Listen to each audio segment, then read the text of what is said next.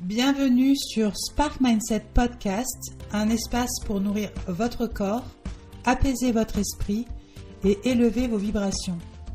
Je suis Pauline, fondatrice de l'application mobile Spark Mindset. Ici, on parle d'alimentation selon les enseignements de Medical Medium, de conscience, de subconscient et de liberté intérieure. Aujourd'hui, j'avais envie d'aborder un sujet qui pour moi est fondamental. L'alimentation ne suffit pas. Et je sais que ça peut surprendre, surtout quand on commence à s'intéresser à la santé, au bien-être, à tout ce qui peut nous aider à aller mieux. Parce qu'on a tendance à penser que si on mange parfaitement, si on met en place une bonne alimentation, alors tout va s'aligner. Oui, l'alimentation est un pilier essentiel, mais elle n'est pas le seul. Et c'est quelque chose que j'ai compris avec le temps, avec mon expérience, avec mon cheminement. Parce qu'on peut faire tout parfaitement au niveau alimentaire et pourtant ressentir qu'il y a encore des blocages, des émotions qui reviennent, des schémas qui se répètent, des situations qui stagnent. Et là, on ne comprend pas. On se dit « mais je fais tout bien, alors pourquoi ça ne change pas ?» Tout simplement parce que nous ne sommes pas seulement un corps physique. Nous sommes bien plus que ça. Nous sommes constitués de plusieurs dimensions, de plusieurs corps, et pour trouver un véritable équilibre, il est essentiel de prendre soin de chacun d'eux. On parle généralement de 5 corps. Le premier, c'est le corps physique, c'est celui que vous voyez, celui que vous touchez, celui que vous nourrissez avec votre alimentation. C'est là que se manifestent les symptômes, la fatigue, les douleurs, les maladies. C'est le corps qui exprime ce qui se passe à l'intérieur. Et bien sûr, l'alimentation joue un rôle fondamental ici, c'est la base.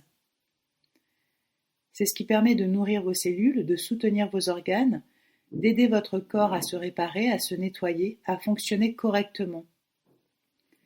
Mais ce n'est qu'une partie de l'équation.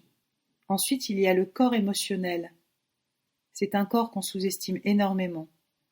C'est là que sont stockées toutes les émotions, le stress, la peur, la tristesse, la colère, les blessures.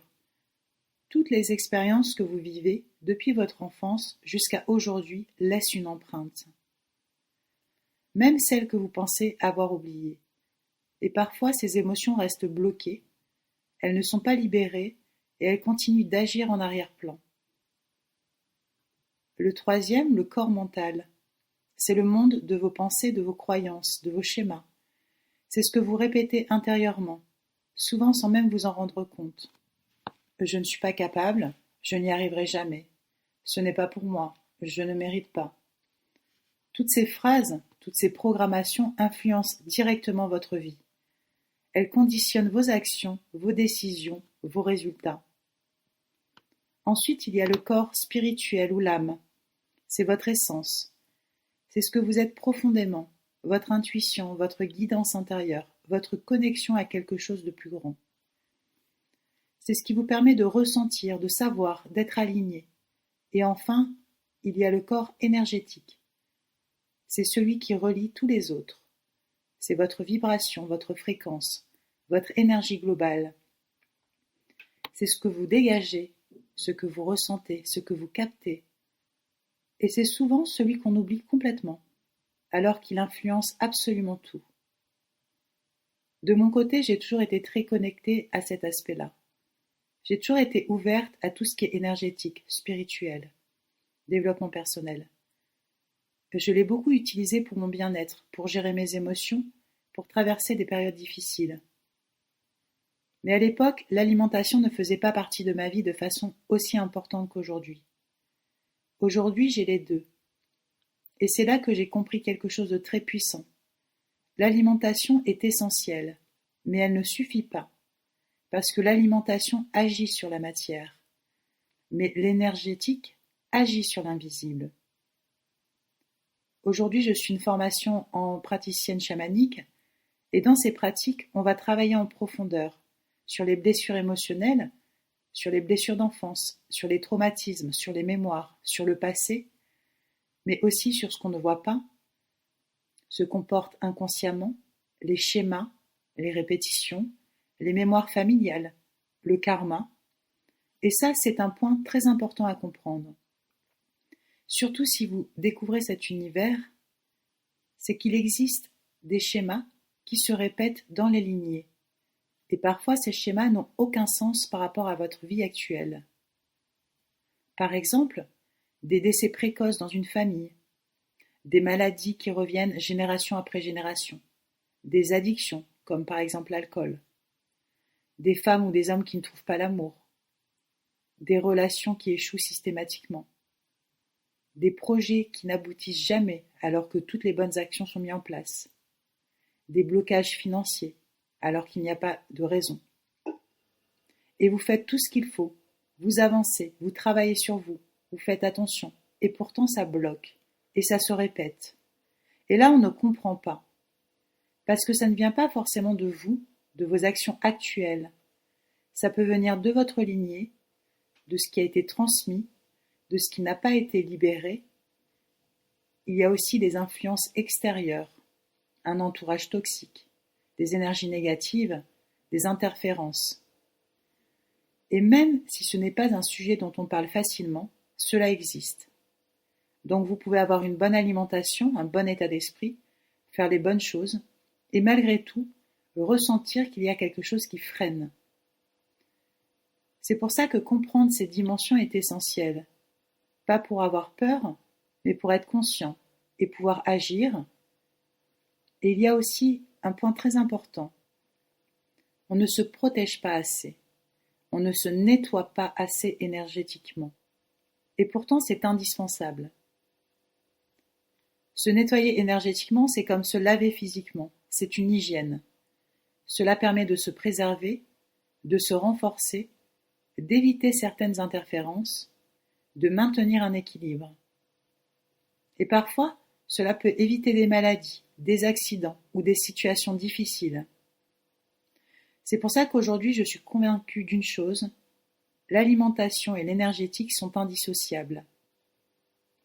L'alimentation nourrit le corps, l'énergétique libère ce que l'on ne voit pas.